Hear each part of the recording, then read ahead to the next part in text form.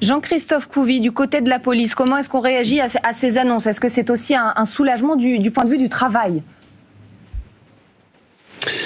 Écoutez, on va pouvoir respirer, c'est le cas de dire.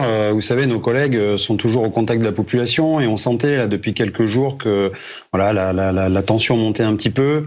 Vous savez, on a eu l'épisode de Roland-Garros où d'un côté, les gens scandaient « Merci Macron » parce qu'on leur permettait de rester tard. Et de l'autre côté, en même temps, aux Invalides, on avait les gaz lacrymaux et on évacuait des jeunes. Non, nos collègues nous le disaient, attention, on est en train de voir que la population française, voilà, elle est en train de craquer un petit peu.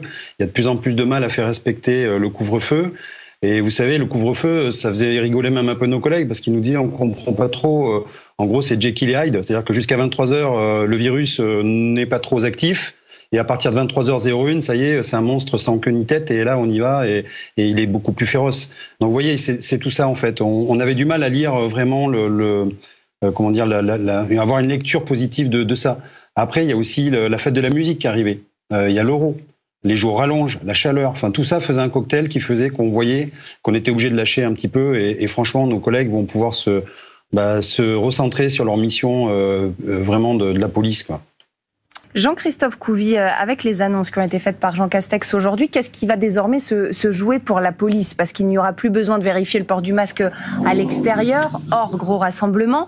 Il n'y aura plus besoin de faire respecter le couvre-feu à 23h. Malgré tout, on se dit qu'il y aura peut-être des attroupements à domicile, par exemple. Est-ce que ça, vous avez le droit d'intervenir sur ce genre de manifestation?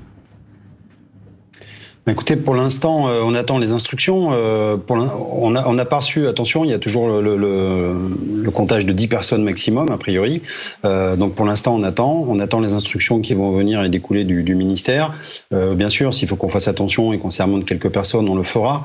Après, on peut pas rentrer dans un domicile comme ça. De toute façon, c'est aussi une légende urbaine. Vous savez, il faut y être invité, ou alors vraiment dans un cadre légal.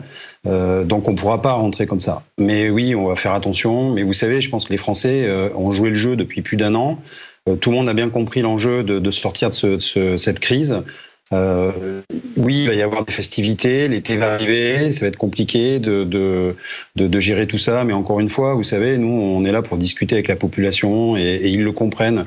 Et voilà, quand on arrive vraiment à la manière forte, entre guillemets, c'est qu'en face de nous, on a des gens qui sont irresponsables et qui veulent vraiment en découdre avec la police et pas du tout communiquer. Jean-Baptiste.